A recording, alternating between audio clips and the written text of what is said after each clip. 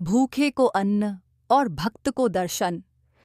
हर हर महादेव दोस्तों, स्वागत है आप सभी भक्तों का भक्ति धारा कहानियाँ चैनल में, जहां हम आपको भक्ति, प्रेम और आस्था से जुड़ी अद्भुत कथाएं सुनाते हैं। आज हम आपको एक ऐसी भक्ति कथा सुनाने जा रहे हैं जो आपके हृदय को भक्ति रस से भर देगी। तो आइए इस दिव्य यात्रा की शुरुआत करें। काशी नगरी में गंगा के किनारे बसे एक अत्यंत निर्धन लेकिन आस्थावान ब्राह्मण दंपत्ति हरिदत्त और सावित्री का जीवन केवल तप, साधना और विश्वास पर टिका था। उनके पास न कोई धन था, न कोई खेत, न कोई बड़ा घर, लेकिन उनका मन इतना विशाल था कि यदि कोई भूखा आ जाए तो स्वयं उपवास कर उसे भोजन कराना उन्हें प्रिय था। उनका दिन प्रातः ब्रह्म मुहूर्त में उठकर गंगा स्नान करने और मां अन्नपूर्णा की आराधना से आरंभ होता था। मंदिर जाकर वह घंटों तक भगवान शिव और मां अन्नपूर्णा का ध्यान करते। सावित्री घर पर रहकर तुलसी पूजन और चूल्हे की सफाई करती। हर काम करते समय उसका मन केवल मां अन्नपूर्णा के मंत्रों का जप करता। उनके घर में वर्षों से केवल एक मिट्टी का पात्र था, जिसमें किसी दिन पानी होता तो किसी दिन चावल का केवल एक मुट्ठा, लेकिन फिर भी उनकी आस्था में कमी नहीं आती। वे मानते थे कि जब तक मां के चरणों में श्रद्धा है तब तक भूख भी तपस्या है। एक दिन की बात है जब 3 दिनों से उनके घर में कुछ भी न था। सावित्री की आंखों से आंसू बह निकले, लेकिन उसने फिर भी चूल्हे में लकड़ी रखकर अग्नि प्रज्वलित की और एक पाटे पर बैठकर मां अन्नपूर्णा के 108 नामों का जाप करने लगी। तभी अचानक दरवाजे पर एक वृद्ध भिक्षु ने आकर कहा, बेटी, कुछ अन्न मिलेगा। सावित्री ने नम्र स्वर में कहा, बाबा, घर में तो कुछ भी नहीं है, लेकिन आप कृपा करके रुकिए, मैं मां से प्रार्थना करती हूं। वह भीतर गई और मां अन्नपूर्णा की मूर्ति के आगे गिरकर बोली, मां, आप तो स्वयं जगजननी हो, आपने तो स्वयं महादेव को भी अन्नदान दिया था। क्या आज आप मेरी झोली खाली रहने दोगी? उसके नेत्र अश्रु से भर गए। तभी एक दिव्य प्रकाश फैला और मूर्ति से सुगंधित धुआं निकलने लगा, और जब सावित्री ने आंखें खोलीं तो देखा कि उसका चूल्हा जल रहा था और पात्र में हलवा, पूरी, दाल, चावल सब कुछ रखा था।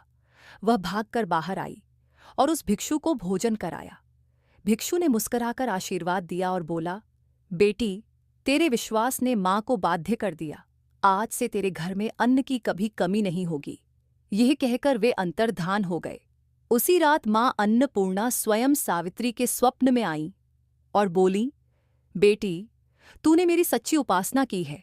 अब ये अन्न केवल तुम्हारा नहीं, ये मेरे सभी बच्चों के लिए है। जो भूखा आए उसे बिना पूछे भोजन देना। सुबह होते ही सावित्री और हरिदत्त ने उस अन्न को तैयार किया और गली में पुकार लगाई, जो भूखा हो वह भोजन पाए। धीरे धीरे लोगों को यह चमत्कारिक बात पता चली और लोग आने लगे। कोई अनाथ बालक, कोई वृद्ध महिला, कोई रोगी, सबको यहाँ भोजन मिलता। नगर में चर्चा फैल गई कि एक निर्धन दंपत्ति के घर में मां अन्नपूर्णा ने चमत्कार किया है।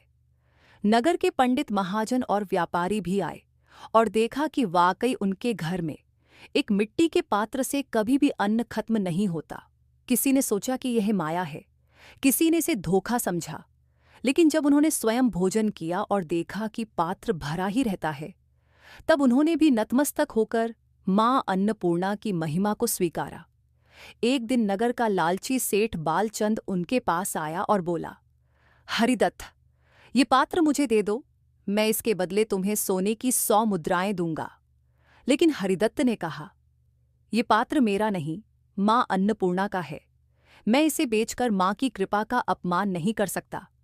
सेठ क्रोधित होकर चला गया और रात में चुपके से आकर पात्र चुरा ले गया। लेकिन जैसे ही वह पात्र को अपने घर ले गया, वहां से दुर्गंध आने लगी और उस पात्र में से अन्न की जगह राख और कीड़े निकलने लगे। उसका पूरा घर अपवित्र हो गया और वह रोगग्रस्त हो गया।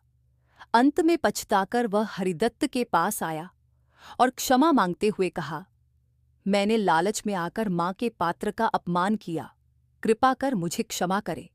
हरिदत्त और सावित्री ने कहा, जो भी मां से क्षमा मांगता है मां उसे क्षमा करती हैं। उन्होंने सेठ के लिए प्रार्थना की और माँ की कृपा से उसका रोग ठीक हो गया। इसके बाद वह भी भोजन सेवा में लग गया। अब काशी में जहाँ कभी भूख और गरीबी की मार थी, वहाँ हर गली में एक अन्न सेवा केंद्र खुल गया और सबका केंद्र बना हरिदत्त और सावित्री का वह छोटा सा घर, जहाँ माँ अन्नपूर्णा का दिव्य चूल्हा जलता था। एक दिन नगर में सूखा पड़ गया, फसलें नष्ट हो गईं, बाजार बंद हो गए, परंतु आश्चर्यजनक रूप से सावित्री के घर में अन्न की कभी कमी नहीं हुई। अब नगर के राजा को यह बात झात हुई। उसने स्वयं आकर जांच की और जब चमत्कार को देखा तो उसने उस स्थान को अन्न क्षेत्र नाम से राजकीय क्षेत्र घोषित कर दिया और सावित्री हरिदत्त को राज्य की ओर से धर्मदूत की उपाधि दी। राजा ने पूछा, आपके पास ऐसा कौन सा रहस्य है जिससे आप हर किसी को अन्न देते हैं? तब सावित्री ने कहा, हमारे पास केवल एक रहस्य है, मन की श्रद्धा। जब मन माँ अन्नपूर्णा के चरणों में अडिग श्रद्धा से झुका होता है, तब स्वयं माँ उसके द्वार पर खड़ी होती हैं। यह सुनकर राजा ने आदेश दिया कि राज्य में सभी धर्मस्थलों में माँ अन्नपूर्णा की मूर्ति की स्थापना की जाए और प्रत्येक दिन भोग के बाद गरीबों को भोजन कराया जाए।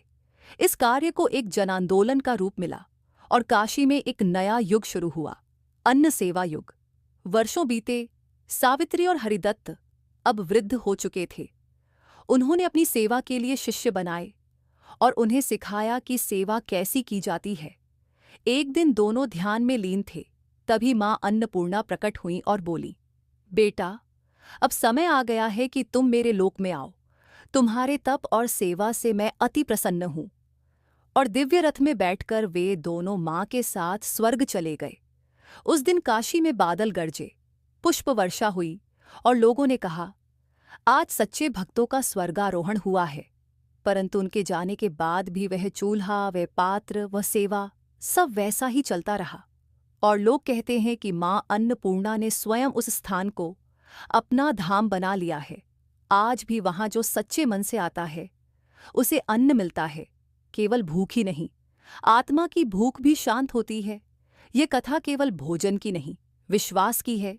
ये बताती है कि जब मन माँ अन्नपूर्णा में लीन होता है तब वह भूखा नहीं रह सकता, क्योंकि माँ स्वयं उसके द्वार पर आती हैं। ये कथा सिखाती है कि सच्चा धन वह है जो बांटने से बढ़े और सच्ची भक्ति वह है जो दूसरों की भूख को अपनी सेवा से मिटाए। अंत में यही संदेश मिलता है कि जब मन श्रद्धा से भरा हो तो चमत्कार अवश्य होते हैं और माँ अन्नपूर्णा की कृपा से जीवन केवल भोजन से नहीं बल्कि करुणा, सेवा और प्रेम से परिपूर्ण होता है। दोस्तों, अगर आपको ये कहानी अच्छी लगी हो तो कृपया इसे अपने मित्रों और परिवार के साथ साझा करें और भक्ति धारा कहानियाँ चैनल को सब्सक्राइब करें। धन्यवाद।